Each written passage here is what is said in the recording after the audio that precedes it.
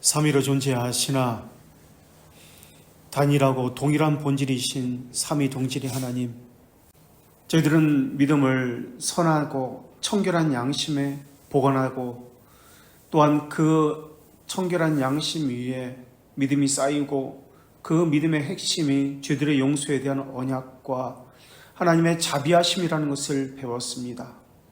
오늘도 하나님의 자비하심을 명시하고 계신다는 것을 배우게 하시었고, 그것을 배울 뿐만 아니라 이 지식이 심정과 순종의 의지로 나타날 수 있게 하시었고, 그 순종하는 그 삶을 통해서 체험적 신앙을 갖게 하시어 아버지 되심에 대한 분명하고 확실한 인식을 하며 살아가게 하여 주시옵소서.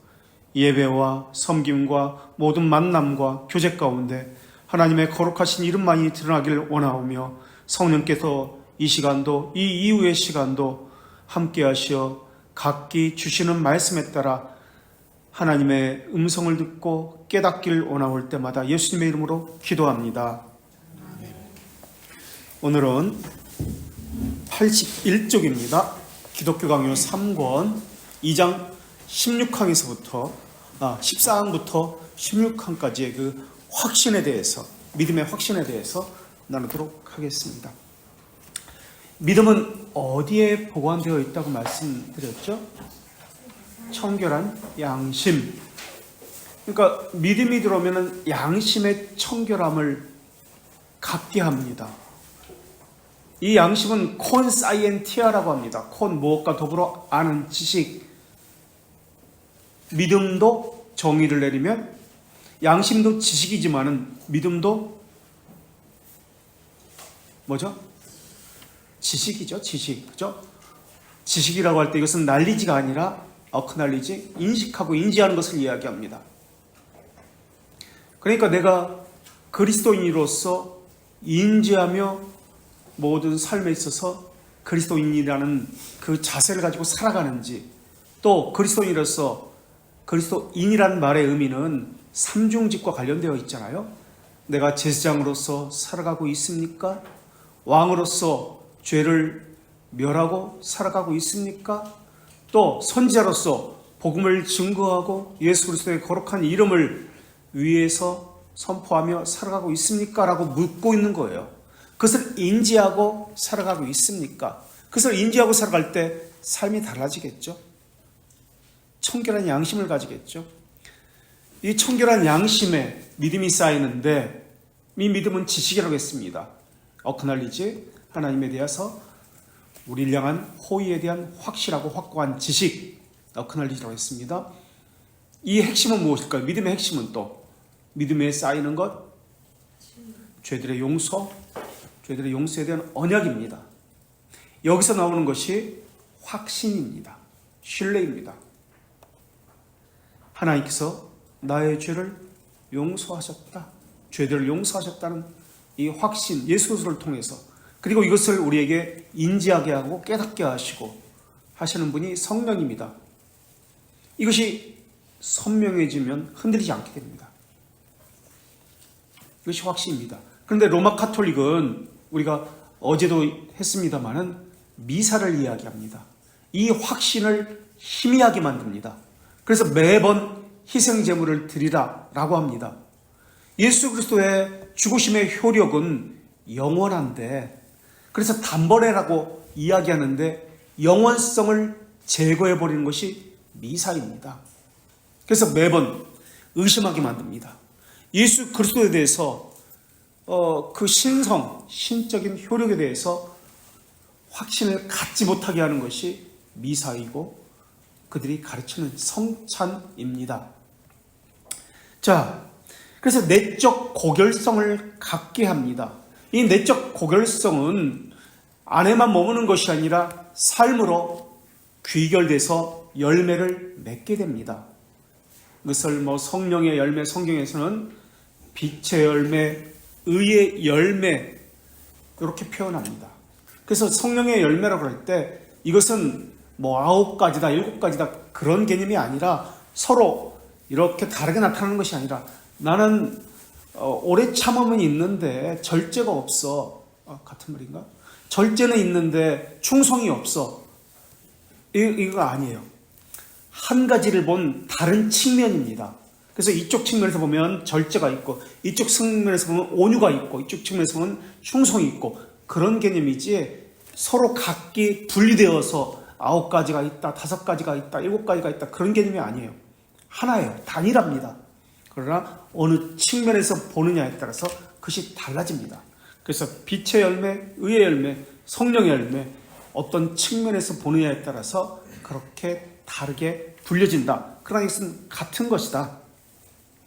그래서 선한 양심을 가진 사람은 거기에는 분명한 지식이 있기 때문에, 하나님을 인지하는 것이 있기 때문에 상황에 따라서 움직이지 않습니다. 상황에 따라 행동하지 않고 무엇에 따라 움직이냐면 믿음에 따라 행합니다. 그러니까 분명한 잣대가 있는 거죠. 기준이 있는 거죠. 표준이 있습니다. 그래서 그 표준을 가지고 자신이 어떤 판단을 내리고 어떻게 행동해야 되는지가 나오는 겁니다. 그런데 그렇지 않으면, 이 표준이 불확실하면은 상황에 따라, 자기 유리에 따라서 행동을 합니다. 자, 그래서 거룩하게 살려는 갈망을 가지게 됩니다. 왜냐하면 이 지식이 청결한 양심 위에 부어졌기 때문에, 하나님의 표준, 기준이라는 이 성경에 종속된 기준이 분명히 세워져 있기 때문에 거룩하게 살려는 열망을 가지게 됩니다. 왜냐하면 하나님이 거룩하시기 때문에 하나님을 향해서 나아가게 되어 있습니다. 거룩이라는 단어는 거룩만 이야기하는 것이 아닙니다. 다른 하나님의 속성들, 선하심, 자비하심, 긍휼, 정의, 이런 것을 다 포괄해서 한 단어로 표현할 때 거룩이다, 대표적인 단어로서 그렇게 표현을 하고 있는 것입니다. 거룩만 추구해라, 그런 개념이 아니에요. 자, 그래서 거룩하게 살려는 진지한 열망이 있습니다. 요 거룩하게 살려는 진지한 열망을 다른 말로 뭐라고 이야기하죠? 거룩하게 살려는 진지한 열망, 영살리기. 네, 영살리. 참된 회개의 삶은 두 가지로 구성되어 있는데, 죄를 죽이는 삶, 이것은 다른 말로 옛사람을 죽이는 것, 그리고 새 사람을 살리는 것, 새로운 피조물이 되었기 때문에 이것을 영살리기다라고 합니다. 그래서 거룩을 향한 간절한 열망이 있습니다. 이것을 영살리라고 합니다. 그 다음에 영을 어떻게 살려야 되는가? 은혜의 방편이 있습니다. 하나님께서 주신 은혜를 받게 하는 방편, 수단이 있는데, 말씀과 바른 성례입니다. 그리고 기도는 말씀에 종속되어 있습니다. 그래서 말씀에 종속된 기도, 이 세 가지를 은혜의 수단, 방편이라고 합니다. 그래서 이것을 열렬하게 추구합니다. 억지가 아닙니다. 이것은 귀결입니다. 자연스러운 겁니다. 귀결, 열매를 맺는 것이기 때문에.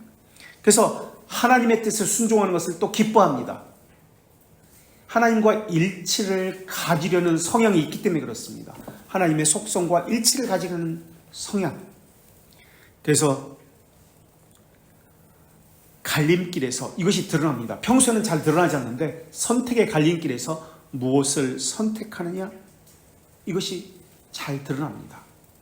그래서 미성숙한 믿음, 거짓된 믿음, 여기에는 순종이나 확신이 없습니다. 그리고 여기에는 형식, 위선만 가득합니다. 말씀을 배우려 하지 않습니다. 말씀을 배우려 하지 않는다는 말의 의미는 호기심을 갖지 않는다는 말의 의미가 아니라, 호기심은 있을 수 있는데 말씀에 순종하지 않는다. 그러니까 자기 식대로 판단하고 자기 식대로 행동한다라는 겁니다. 그래서 신적 질서를 따르지 않아요. 우리가 새로운 분들이 이렇게 가끔 오잖아요. 예전엔 매주 왔었는데 요즘은 아주 가끔 가뭄에 콩나듯이 오시는데, 오시는 거, 그래서 신앙교회 예배 어떻게 참여하는지 보시면 알 수가 있어요. 그냥 자기가 하고 싶은 대로 해요. 소위 말하는 축도가 끝나지 않았는데 그냥 가버려요. 성도와의 교제도 없어요. 그게 신앙생활 아닌데, 자기가 이렇게 해야지, 자기 감정에 따라, 자기 생각에 따라 늘 하고 싶은 대로 하는 거예요. 이미 기준이 없어서 그래요. 자, 그래서 인간의 감각적인 지식을 말하고 있는 것이 아닙니다. 초월적인 것을 이야기합니다. 이것은 하나님으로부터 오는 지식입니다. 하나님의 자기 계시로부터 오는 것이고요. 그래서 자기 자신을 뛰어넘습니다. 지식은 자기가 느끼는 것, 파악되는 것, 이해로, 오성으로 파악되는 것, 이런 것을 이야기하지 않습니다. 자, 책으로 돌아가세요. 지성은 또는 마음에 담긴 하나님의 사랑을 우리 심정에 깨닫게 하시는 분은 성령 하나님이십니다. 이때 지성은 감각적인 것이 아닙니다. 어커널리지, 인식하는 것, 하나님과 함께하는 동행. 믿음도 지식이죠. 믿음은이라고 할 때 이것은 지식이기 때문에 지식의 요소가 무엇인지를 생각해보자, 그 말을 하고 있습니다. 하나님의 선하심이 부어졌습니다. 자비하심이 부어졌습니다. 사랑이 부어졌습니다. 정의가 부어졌습니다. 하나님의 자기이시를 통해서 하나님의 소위 말하는 공유적 속성들이 우리가 인지할 수 있도록 부어졌습니다. 그것을 우리가 체험하여서 우리 심정에 확신시키는 것이 믿음입니다. 이렇게 정의를 내리고 있습니다. 3권 2장 7항에서 내린 것을 다시 이야기합니다. 그래서 믿음은 하나님에 대해서 배우게 합니다. 하나님의 말씀이 마음에 있지 않으면 하나님을 믿을 수 없습니다. 하나님의 말씀이 마음에, 그러니까 심정에, 지금 여기서 마음이라고 할 때 이것은 심정입니다. 의지입니다. 마음은 성경에 보면 마인드와 하트로 그렇게 나오는데 우리말 성경은 다 마음으로 표현되어 있습니다. 그래서 마인드는 이성 관련된 것, 멘태. 그러나 여기서 말하는 이 마음은 의지입니다. 순종을 이야기합니다. 그리스도의 순종을 전가받은 것으로서 순종하는 것, 하나님의 말씀을 기뻐하는 것, 성령을 말씀을 수단으로 사용합니다.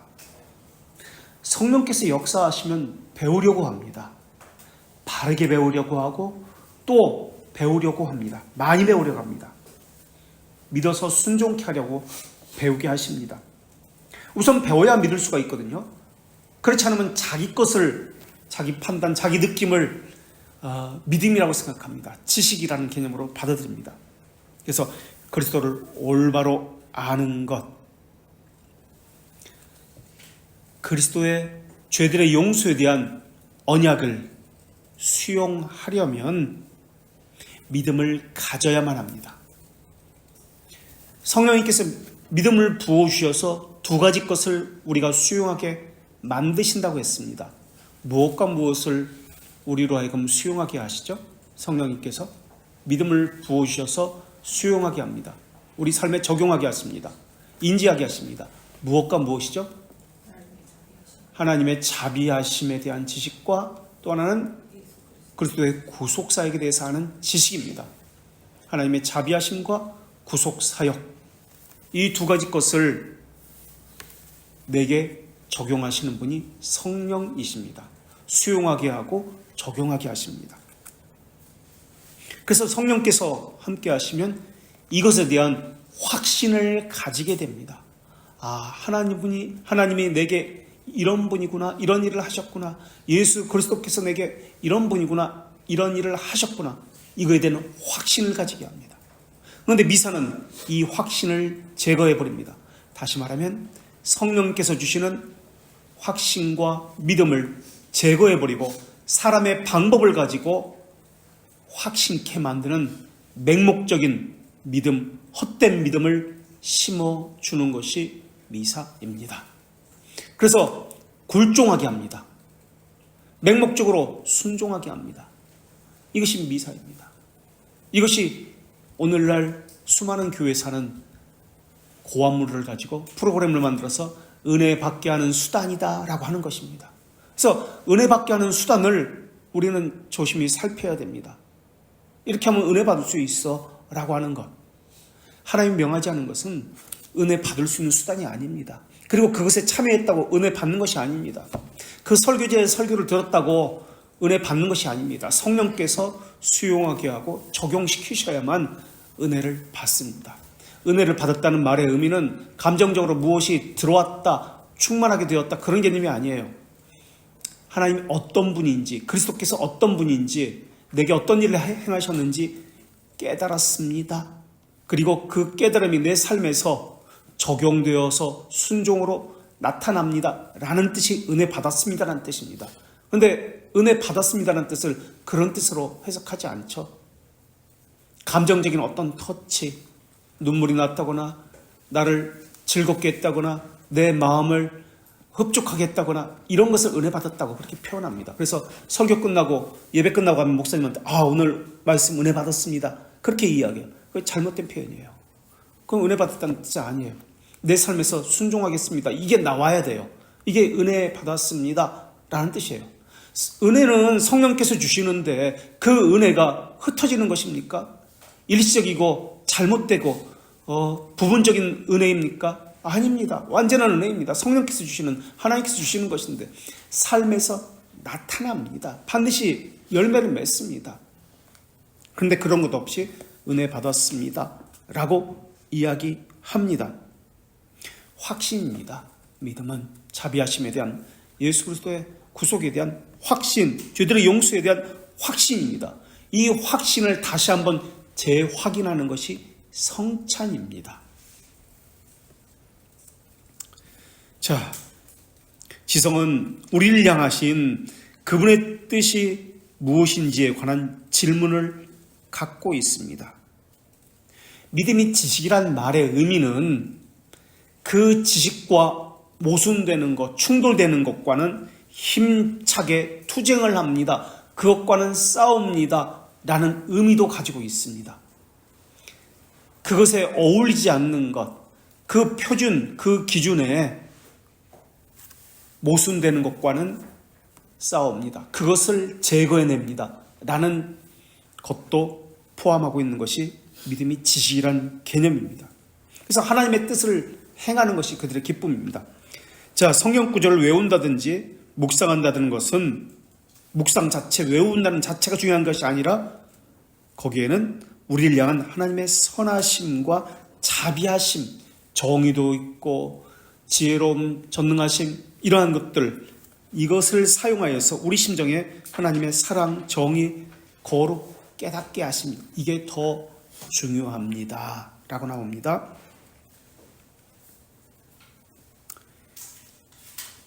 그래서 경건의 능력과 생명을 쫓습니다. 참된 신자는 경건의 능력, 참된 생명을 향해 나아갑니다. 마치 나무가 햇빛을 향해서, 꽃이 햇빛을 향해서 저절로 몸이 비틀어져서 그쪽을 향해 나아가듯이 저절로 나아갑니다.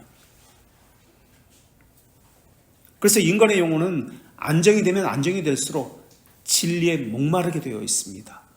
경건한 삶을 추구하게 되어 있습니다. 하나님이 거룩하니 너희도 거룩하라는 그 말씀에 따라서 자신을 거룩하게 하려고 합니다. 그래서 묵상을 해도 날림으로 하지 않아요. 외식과 형식으로 하지 않습니다. 외식과 형식, 숙제를 하는 느낌으로 한다는 개념은 오히려 죄를 더하는 거예요. 속이는 거예요. 내 양심을 속이고 하나님을 속이고 죄를 더하는 것입니다. 성령님은 계속해서 이 지식을 사용해서 이 심정을, 우리 하나님의 사랑을 우리 심정에 부어서 깨닫게 하십니다. 믿음은 지성과 심정의 작용입니다. 마인드, 하트, 동시에 작용입니다. 진리의 작용이기 때문에 그렇습니다. 성령님의 역사이기 때문에 그렇습니다. 부분적이지 않습니다. 전인적입니다. 때문에 이해가 아니라 확신에 근거합니다. 진리의 성령이 오시면 너희를 모든 진리 가운데 인도하시리라 라는 말씀이 있죠. 그리고 예수님도 내가 곧 진리요 길이요 진리다 라고 말씀하셨습니다. 하나님도 신명기 32장 4절에서 하나님이 진리시다 라고도 말씀하셨습니다. 그래서 진리의 영이 이끄시면 반드시 온전한 진리로 인도함을 받습니다. 부분적인 진리가 아닙니다. 일시적인 진리가 아닙니다.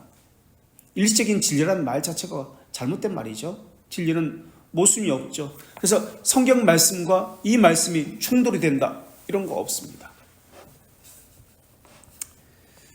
자, 그래서 이해가 아니라 확신에 근거합니다. 확신, 확고하고 확실한 지식을 이야기하죠. 믿음은 심정의 문제이기 때문에 그렇습니다. 그래서 완전하고 확고하고 확실한 신뢰를 요구합니다. 확신은 하나님의 선하심을 맛보고 체험하는 것을 의미합니다.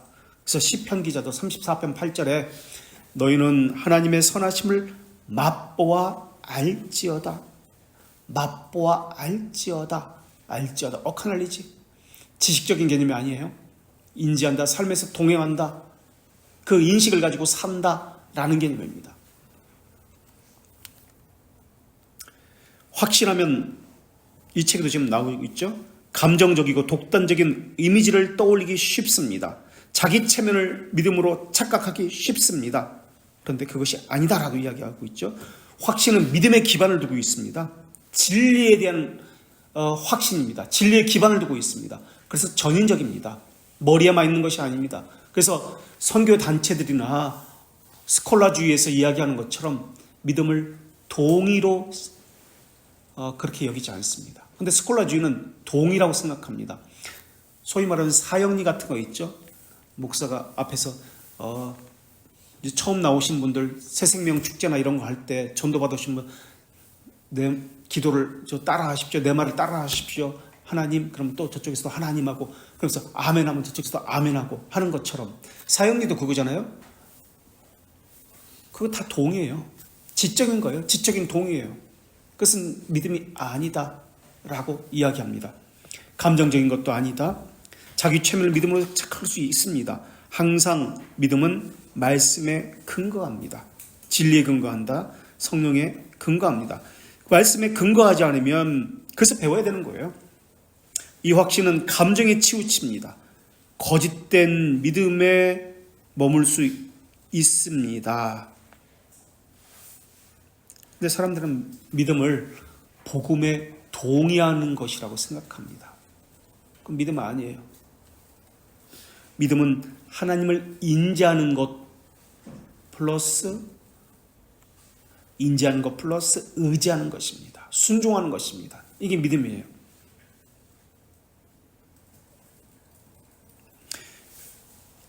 예수 그리스도의 구속을 우리가 우리 삶에서 나타내려면, 자기를 부인하고 자기 십자가를 지려면은 성령님의 인도함을 받아야만 합니다.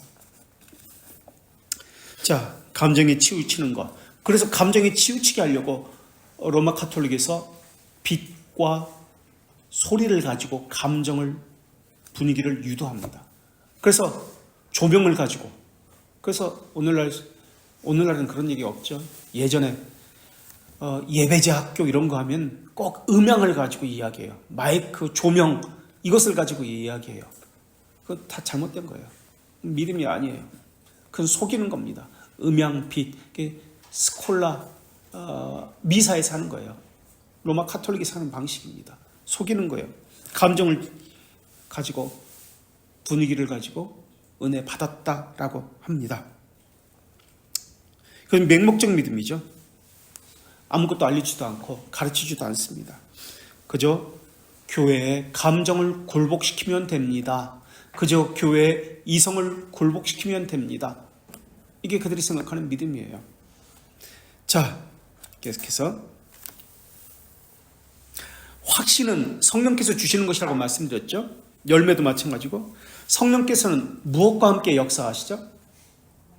말씀과 함께 역사하시죠. 그래서 종교개혁자들은 쿰 베르보의 신앙을 이야기했습니다. 쿰, 무엇과 함께? 베르보, 말씀과 함께. 베르보, 말씀과 함께. 물론 하나님은 말씀 없이, 그러니까 수단 없이도 하실 수 있습니다. 그러나 통상적으로 하나님께서 정하셨기 때문에 말씀과 함께 역사하십니다. 그래서 말씀과 함께 쿰 베르보의 신앙, 성령께서 확신을 주시는데 성령께서는 말씀과 함께 역사합니다. 그래서 경건한 사람은 의인은 악인의 꾀를 따르지 아니합니다. 말씀이 아닌 것을 다른 말로 말씀이 아닌 것을 말씀에 모순된 것을 따르지 않습니다 라는 말입니다. 죄인의 길에도 서지 않습니다. 의인은 죄인의 길에 서지 않습니다. 말씀이 지시하지 않는 곳에 서지 않습니다. 그릇된 조언을 받아들이지도 제시하지도 않습니다. 무엇보다 성령께서 이 확신을 주셔야 합니다. 우리 돌트레이트 돌트레이트 5장 10항 85쪽 3절을 보겠습니다. 돌트레이트 5장 10항 85페이지 3절.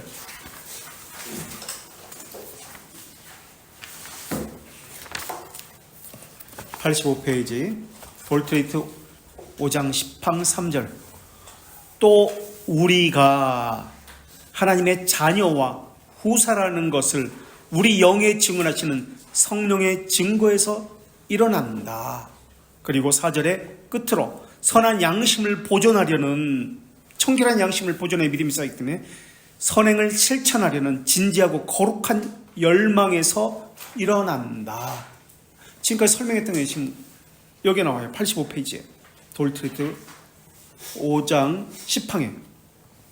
그리고 만일 이 생에서 하나님의 선택된 자가 이런 동독한 위로, 즉 최종적으로 무료한 보증이나 영원한 영광을 바라게 될 것을 박탈당한다면 가장 비참한 자가 될 수도 있다라고 그렇게 이야기합니다.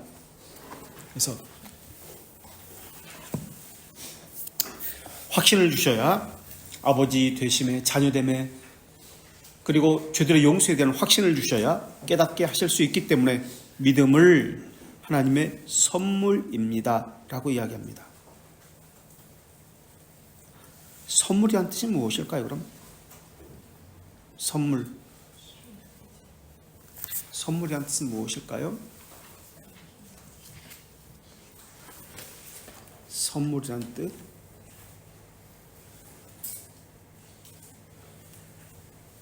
선물이란 뜻이 무엇이에요?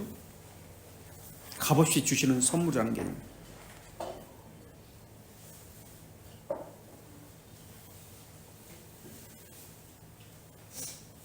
무슨 뜻이에요? 선물? 값없이 주시는 선물.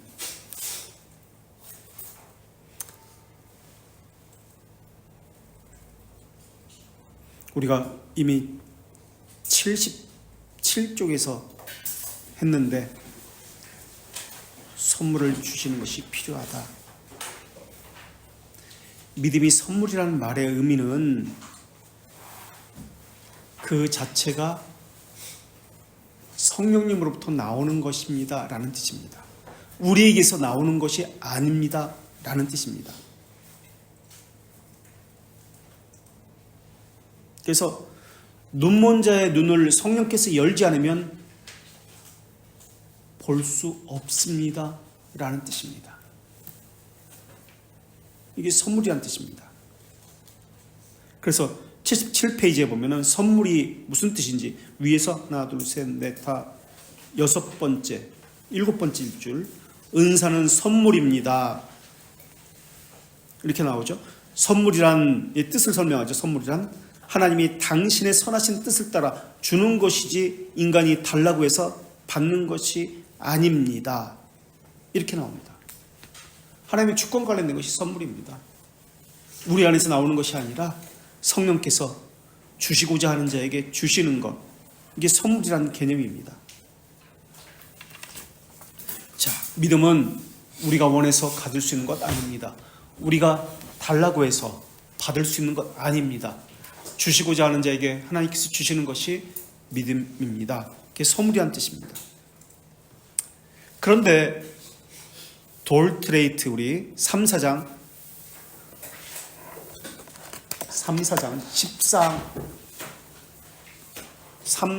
14항을 보겠습니다. 페이지 72쪽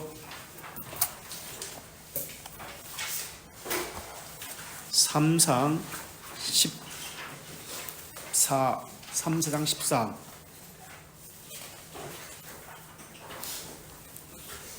72페이지. 믿음을 주신 하나님의 방법. 그러므로 믿음은 하나님의 선물로 여겨야 합니다. 선물이라는 개념을 설명합니다. 그 이유는 인간이 원하는 대로 수용하거나 거절하도록 또는 선택하도록 하나님께서 그에게 제한하기 때문이 아닙니다. 하나님이 제한한 거 아니에요. 무조건 주시는 거예요. 원하시면. 그리고 2절에 인간에게 실제로 부여되고 불어넣고 그리고 주입된 것입니다. 그래서 무조건적 은혜예요. 불가항력적 은혜예요. 그리고 3절에서 또한 하나님께서 믿을 수 있는 능력이나 힘을 베풀어서 인간이 자신의 자유의지를 실행하여 그 구원의 의미에 동의하게 합니다. 그리고 그리스도를 실제로 믿도록 하기 때문도 아닙니다. 지금 이거는 뭐냐면 3절은 믿을 수 있는 능력을 주셔서 사람이 믿게 하시는 것입니까? 그 이야기입니다. 다시 말하면 하나님이 우리에게 믿을 능력을 주셔서 우리로 하여금 믿을 능력을 받아서 우리가 믿게 한다 라는 의미입니다. 이게 3절 맞습니까? 틀립니까? 여기서는 물론 아니라고 나왔죠. 이것을 신인협력이라고 이야기합니다. 신인협력. 그러니까 하나님이 주셔서 우리가 선택하게 하는 거예요. 믿을 수 있게, 믿지 않을 수 있게. 신인협력입니다. 3절은 그것은 아니다. 4절에 단 그분이 바라고 행하도록 인간 안에 역사하고 정말 모든 자 안에 모든 것을 믿게 하는 의지와 믿는 행위를 일으키기 때문이다. 의지도 하나님이 일으키신다는 거예요. 의지도. 믿을 마음도 믿을 의지도 하나님이 일으키신다. 그런 의미에서 선물입니다. 라고 지금 돌트레이트에서 설명하고 있습니다.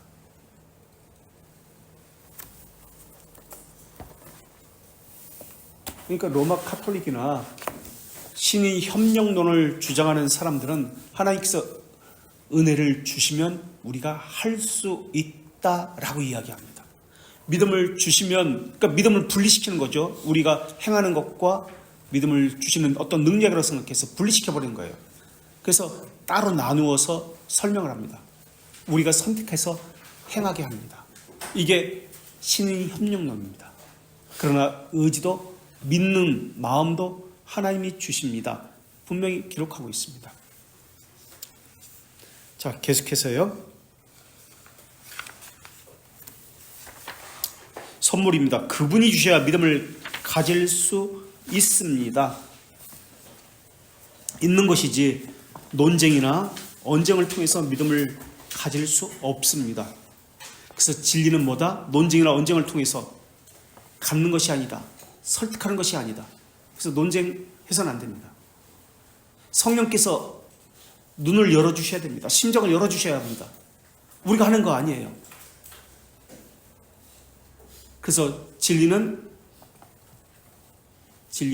이해가 아니라 수용입니다. 불가해가 아니라 불가지입니다. 불가해. 이해할 수 없다는 뜻이에요. 불가지는 알지 못하는 것이 아니다라는 거예요. 알 수 있다는 거예요. 알지만 이해를 할 수 있는 것이 아니다라는 거예요. 불가지가 아니라, 불가해가 아니라 불가지이다. 설명을 할 수 있어야 됩니다. 그래서 진리는 이해는 못하더라도 설명을 해야 합니다. 삼위일체 하나님이 어떤 개념인지 설명할 수 있어야 됩니다. 예수 그리스도의 구속이라는 개념이 무엇인지, 중보자라는 개념이 무엇인지 이해는 못하지만 설명할 수 있어야 됩니다. 그것을 가지고 자신을 돌아보고 자신의 신앙의 양태를 적용하고 잣대로 삼아서 이걸 가지고 있어야 합니다. 자, 그렇다면 여기서 질문 하나 해볼까요? 유기된 자도 믿음을 가질 수 있습니까?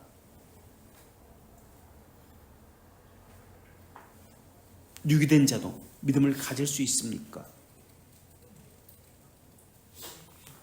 유기된 자, 가룟 유다 믿음을 가질 수 있습니까? 왜요? 왜 그렇게 생각하십니까? 누구나 믿음으로 조명된 것이 아닙니다. 그죠? 구원받기로 미리 예정된 사람에게만 이 믿음이 부어지고 믿음이 일어납니다. 그러나 유기된 자에게도 유사한 믿음이 일어납니다. 이때 유사한 믿음이라는 것은 믿음이 아닌데 그렇게 표현할 수밖에 없어서 헛된 믿음, 옳은 믿음과 반대가 되는 개념으로서 헛된 믿음, 거짓된 믿음, 맹목적 믿음, 가공된 믿음, 역사 믿음, 이적 믿음, 현세 믿음, 이런 개념이라는 뜻에서 믿음이라고 하고 있습니다. 유사한 감동을 받습니다. 그들도 말씀을 들을 때 은혜 받았습니다 라고 말할 수 있을 정도로 감동이 있습니다. 그리고 말씀의 기쁨도 즉시 느낄 수 있습니다. 하늘에 속한 은사도 경험합니다. 가룟 유다도 그랬잖아요. 병을 고치고 귀신을 내쫓아내고. 그런데 나는 너희를 도무지 모른다, 예수님이 이렇게 말씀하셨잖아요. 그럴지라도 말씀도 느끼고 하늘의 은사를 가지고 있을지라도 영적 은혜의 능력과 믿음의 확실한 빛은 인식하지 못합니다. 확신이 없습니다. 확신이 없으니까 배신하는 거예요.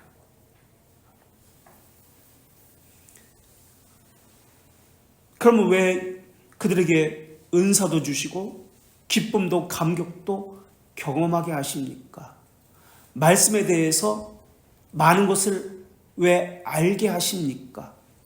사탄도 하나님의 말씀을 알았잖아요. 많이 알았잖아요. 그것을 가지고 예수님을 시험했잖아요. 그럼 왜 그들에게, 구원받지 못하는 자들에게 말씀을 주시는 것입니까? 왜 말씀을 듣게 하시는 겁니까? 왜 그럴까요?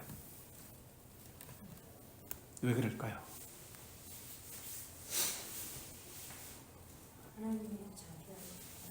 하나님의 자비하심을 깨닫게 하기 위해서. 예, 또 그것도 맞습니다. 하나님의 자비하심을 깨닫게 하기 위해서 그렇습니다. 그들은 이제 부르심에 외적 부르심과 내적 부르심이 있는데 그들은 외적 부르심만 받은 것이죠. 복음적 부르심을 받은 것이죠. 복음을 들었으니까. 그래서 같이 예배할 수 있고 같이 성경을 공부할 수 있습니다. 그러나 내적 부르심, 성령님의 적용하심이 없죠. 그래서 유효한 부르심이 없다는 뜻이죠. 예, 하나님의 자비하심을 경험하게 하십니다. 그래서 거기서 끝이 아니라 네? 돌이키고 회개하기 위해서. 예, 그것도 맞습니다.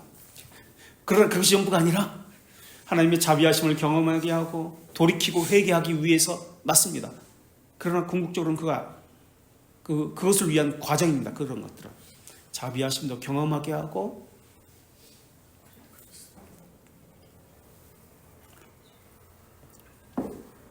심판의 날에 정죄의 핑계를 되지 못하도록 하기 위해서입니다.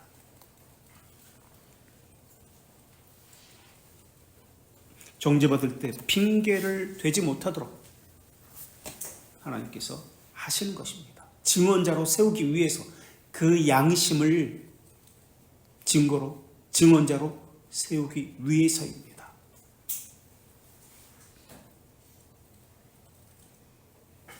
그래서 그들은 하나님의 선하심 느낍니다. 하나님께서 주시는 어떤 은혜라고 하는 이러한 것들을 느낍니다. 그런데 그 안에 무엇이 없다? 은사도 있고 병도 고치고 귀신도 내쫓습니다. 그런데 그 안에 무엇이 없다? 확신이 없는데 그 확신은 누가 주신다? 양자의 영, 성령께서 주시는 것이 없습니다. 그러니까 양자의 영, 성령 없이 하나님의 선하심에 대한 감각만 그들이 가지고 있습니다. 양자의 영 없이 그들이 지식적인 거, 하나님의 자비하심에 대한 지식, 이런 것만 가지고 있습니다.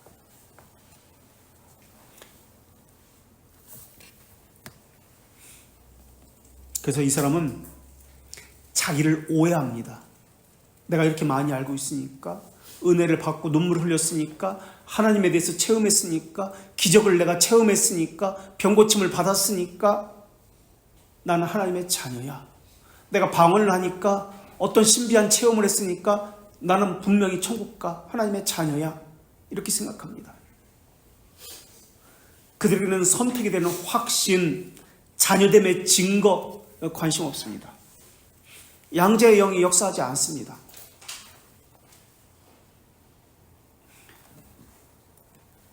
믿음은 양자의 영이 역사하여 확신을 갖게 합니다. 그래서 수용하게 합니다.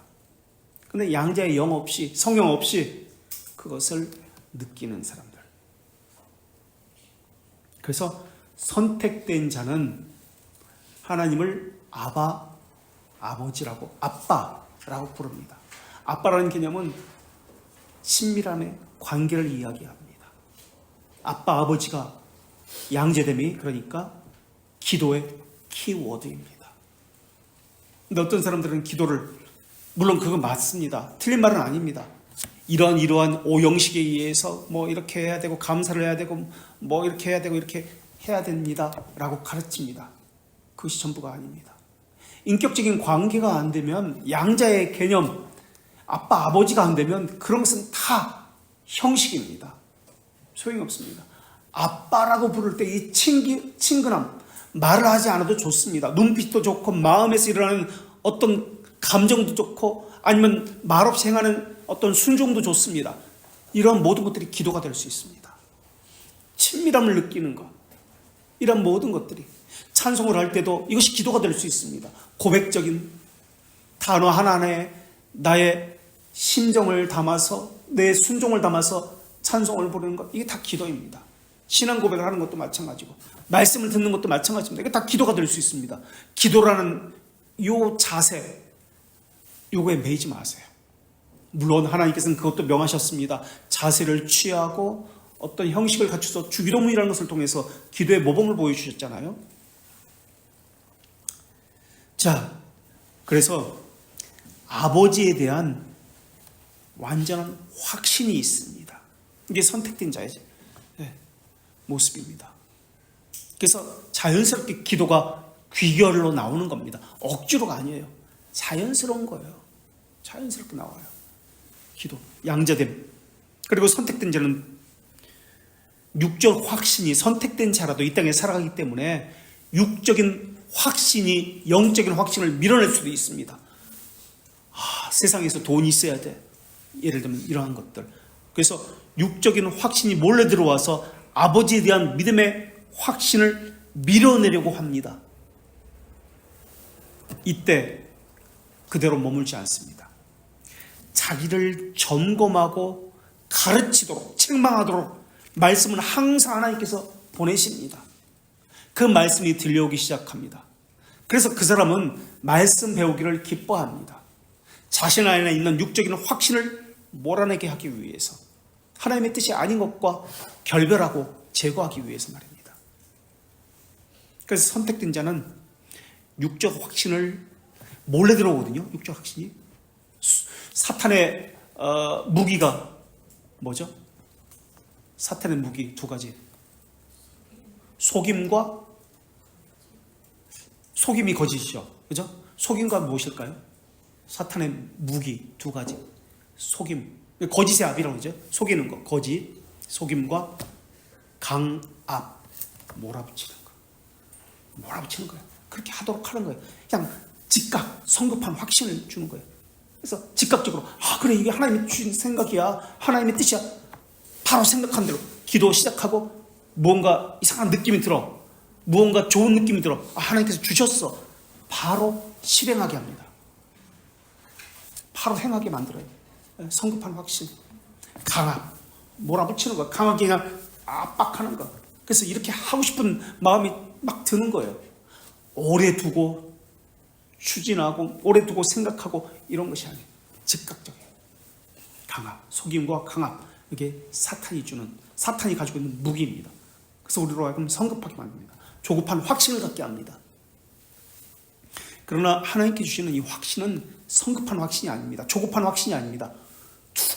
두고 아주 더딥니다. 그래서 중생의 체험이라고 합니다. 이 중생의 체험을 삶에서 경험하게 합니다. 중생의 경험이라고 합니다. 그래서 아버지 되심에 대해서 지속적으로 반복해서 하나님이 알려주시는 것을 인식합니다. 그래서 예전에는 깨닫지 못했던 것들, 발견하지 못했던 것들을 통해서 아버지의 자비하심과 사랑을 발견합니다. 산책을 하다가도 자연을 통해서 새로운 것들, 아버지의 사랑을 발견합니다. 성경을 읽다가도 또 말씀을 듣다가도 예전에는 들었던 말씀인데 그때는 깨닫지 못하는 것이 발견되어지고 깨달아집니다. 그리고 같은 설교를 들어도 매번 들을 때마다 달라집니다. 성령께서 역사하기 때문에 그래요. 그래서 설교를 주중에 한 번 주일에 들은 것을 가지고 끝내지 마시고 반복적으로 들으셔야 돼요. 이것을 가지고 묵상하셔야 돼요. 거기서 깨달은 것을 가지고 이렇게 자기 말로 표현해보고 손으로 직접 기록해 보셔야 됩니다. 그래야 자기 것이 돼요. 그래서 신자의 삶은, 우리 개혁교회 신자의 삶은 이 하나님의 말씀을 붙들고 사는 삶입니다. 그래서 주일 예배 드렸다 이것으로 끝나는 것이 아닙니다. 설교 들었다 이것으로 끝나는 것이 아니에요. 주중의 삶이 이 말씀과 함께 쿰베르보 신앙입니다. 그래서 되새기는 거예요. 계속. 그래서 이 설교자의 것을 앵무새처럼 이렇게 을풀한 뜻이 아니라 거기서 더 나아가서 첨가할 것이 있습니다. 하나님께서 주시는 것이 있어요. 거기서 더 나아가서 발전하는 것이 있습니다. 각기 사람에게 주시는 성령님의 말씀이 있기 때문에 각기 깨닫는 것이 달라요. 이것을 발견하는 거예요. 자, 그래서 선택된 자는 자기 점검을 하도록 가르침을 받습니다. 그리고 선택된 자는 세 번째로 청결한 양심을 보호하려고 거룩에 대한 열망을 품게 됩니다. 거룩에 대해서 열망합니다.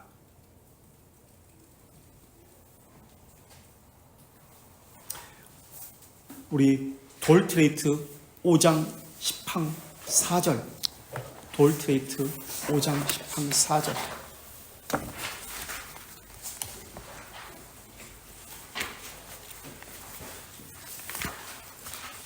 페이지 85쪽에 있습니다. 돌트레이트 5장 10항 4절. 확신의 근거 1절. 이런 확신은 하나님의 말씀에 모순되거나 말씀과는 상관없이 어떤 특별한 계시에 의해서 일어나지 않습니다. 말씀과 함께 일어납니다. 이것은 2절. 하나님께서 우리를 위로하기 위해 자신의 말씀에 너무 풍성하게 계시하신 약속들을 믿는 신앙에서 일어납니다. 3절. 또 우리가 하나님의 자녀와 후사라는 것을 우리 영에 증거하는 성령의 증거에서 일어납니다. 4절. 끝으로 선한 양심을 보호하는 선행을 일으키는 진지하고 거룩한 열망으로 일어납니다. 이렇게 아까 읽었죠? 그렇게 말씀하고 있습니다. 자, 그래서 양자됨이라는 것은 하나님의 자녀임을 확신하는 것인데 기도와 연결되어 있습니다. 자, 그렇다면 유기된 자들은 어떤 확신을 가질까요? 은혜에 대한 인식을 그들은 혼돈합니다. 그래서 믿음의 실체, 그 안에 담기는 언약보다는 가식인 것을 붙들어요. 그 내면에는 진의가 있습니다. 성찬에도 빵과 포도주가 있잖아요. 빵과 포도주만 붙듭니다. 그게 유기된 자들의 모습이에요. 그것이 말하고자 하는 표징된 것이 있습니다. 언약, 죄들의 용서에 대한 언약. 이것을 붙들지 아니하고 가시적인 것, 외형적인 것만 붙들어요. 그리고 이들은 지식의 망토를 입고 말의 교리를 가지고 이야기합니다. 삶의 교리가 아닙니다. 혀의 교리만 가지고 이야기해요. 혀의 교리. 그게 유사하게 선택된 자와 모습을 보이고 있는 것입니다. 그것 때문에. 그리고 이들은, 유기된 자들은 육체적 확신만을 가지고 자기 만족을 삼습니다. 가식이고 육체적인 것만을 가지고 자기 만족을 삼습니다. 이게 참된 신자, 그러니까 선택된 자와 유기된 자의 특징입니다.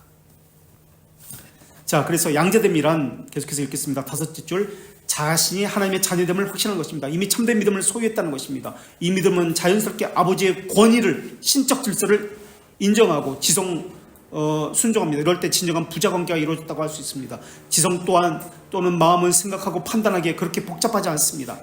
가진 지식을 가지고 판단하는 것이기 때문에 그렇습니다. 하지만 심정이 매우 복잡합니다. 심정은 의지와 감정이 있기 때문에 그렇습니다. 성령은 복잡하고 유동적인 심정을 하나님의 말씀으로 견고하게 붙듭니다. 그래서 확신을 가진 것이 말씀입니다. 진리의 힘으로 우리가 하나님의 자녀임을 우리 심정에 확신시켜 줍니다.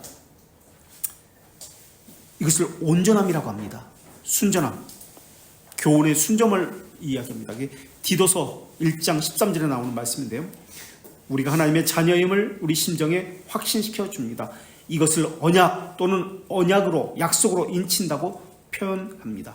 인친다는 말의 의미는 무엇이 내 안에 들어왔다, 도장을 친다, 그런 개념이 아니고 확신합니다. 확신을 이야기합니다. 그래서 믿음은 우리를 향한 하나님의 호의에 대한 지식입니다. 이것에 대한 확신을 갖게 하는 것이 성령입니다. 어떻게? 말씀과 함께. 그래서 말씀이 믿음의 확신을 낳게 합니다. 그래서 시련을 받으면은, 시험이 있으면, 문제가 생기면 평소에는 몰랐던 사람이 감추어던 연약성, 죄성이 드러납니다. 그래서 시험이 있을 때, 어떤 갈림길에 섰을 때 그 사람의 진면목이 드러납니다. 그래서 갈림길에서 어떤 선택을 하느냐? 그것이 나타납니다. 그래서 하나님의 말씀과 권위를 인정하고 신뢰하는 사람은 그 갈림길에서 내 유익을 포기하고 하나님의 뜻을 선택합니다. 이 차이입니다. 이것이 확신의 차이입니다.